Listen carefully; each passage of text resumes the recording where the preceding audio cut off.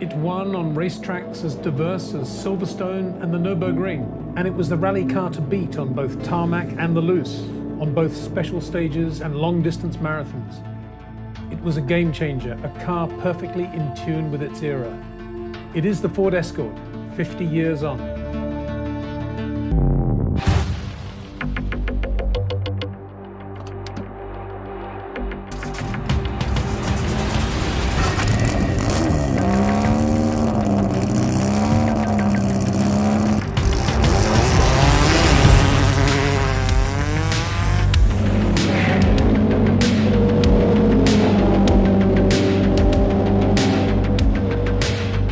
Before the official announcement of the new model by Ford, unfortunately on the transit journey from Boreham to Byfleet, the sheet tarpaulin blew off the lorry and the whole secret was out for the world to see.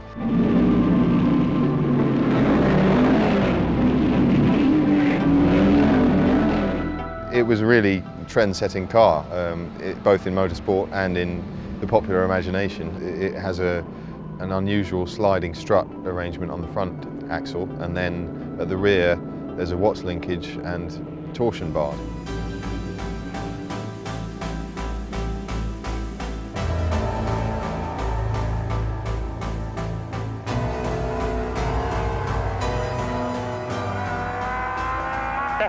Up into fourth, flat in fourth, a little bit of opposite lock again. Braking hard for this left-hander.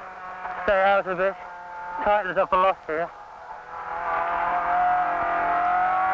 Down into second for the right-hander. Plenty of power. Slides nice out of this corner. 9,000 in second. Flat through this left-hander in third. Up to 9,000. Changing to fourth. Doing about just over 100 here. Braking for the fast right. Through the fast right in fourth. Brakes very hard for this tight right-hander. I think it was probably the best of them all because of the package. The Mini was very good, the Cortina was slightly bigger. The Escort, if you're trying to design a package to be suitable for world rallying of any sort, you'd end up with an Escort.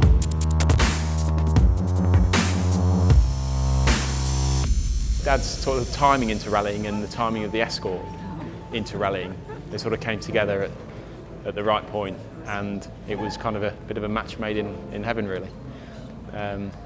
He loved the car, he loved driving it.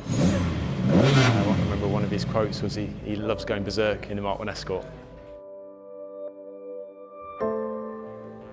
Then came the Mark II, a new, neater, faster Ford Escort that still captured the soul of the epic Mark I. It's an iconic car, there's no doubt about that. And it was a real kind of landmark car as well. It followed obviously from the Mark I, which was a great car in itself, but the Mark II really took that on to another level and won obviously the first ever Drivers World Championship with Bjorn Valdegaard in '79. The car completely coincided with the arrival of commercial sponsorship. You only had to look around, you know, big names, British Airways. One of the best was Cossack. As all the fans know, to see an Escort going around a corner was to see super opposite lock slides. It was a magnificent sight and sound. The RAC Rally was always famously Britain's biggest motorsporting event, and somebody from Lombard came up with this figure that 2 million people were out there watching it because you had all these people going into the stages, but at the side of the road, all the way on the road sections between the stages, people would be standing at roundabouts, you know, on garage forecourts, through towns, just standing, just catching a glimpse of these cars as they went through. It was huge. The other big thing I think at that time was that people could buy Mark II Escorts. It was then a modern family car that people could almost aspire to moving up to an RS 1800, and it just made sense as a family car to go and watch these great cars out on the stages. Roger Clark, just an all-time hero, and that was all because of essentially a Mark I Escort and then a Mark II. You know, Roger did all of the development work on the Mark I. He was kind of right at the heart of that car. He was very efficient the way he drove, and I think that came through in his sort of stage times. I think obviously there are times where he's trying to slow the thing down, or maybe on the power a little bit too soon, and the thing would step out. But another one of his sayings was, as long as he's not looking out the rear window, he's happy. Arguably one of the greatest, if not the greatest, British rally driver ever. He was the master of the Escort.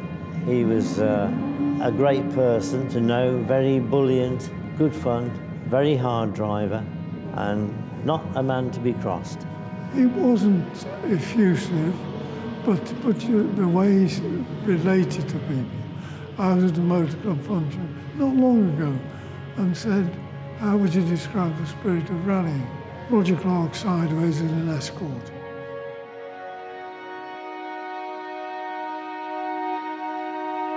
They were genuinely iconic cars, and I can't really think of cars coming along now they're going to have the same impact in 50 years. With the Escort, it was very much part of you, and every sort of twitch and every time it sort of moved around, you felt everything. It would appear that for a creative operation like motorsport, there's some advantage in not having somebody looking over your shoulder all the time. I think to have 5 world champions behind me was nearly as good as winning the RSC. The inner arches from a Mark I Transit van, believe it or not, and came up with this package which Frank came over from the Tasman series to drive for the first time and must have, I would have thought, been quite impressed with.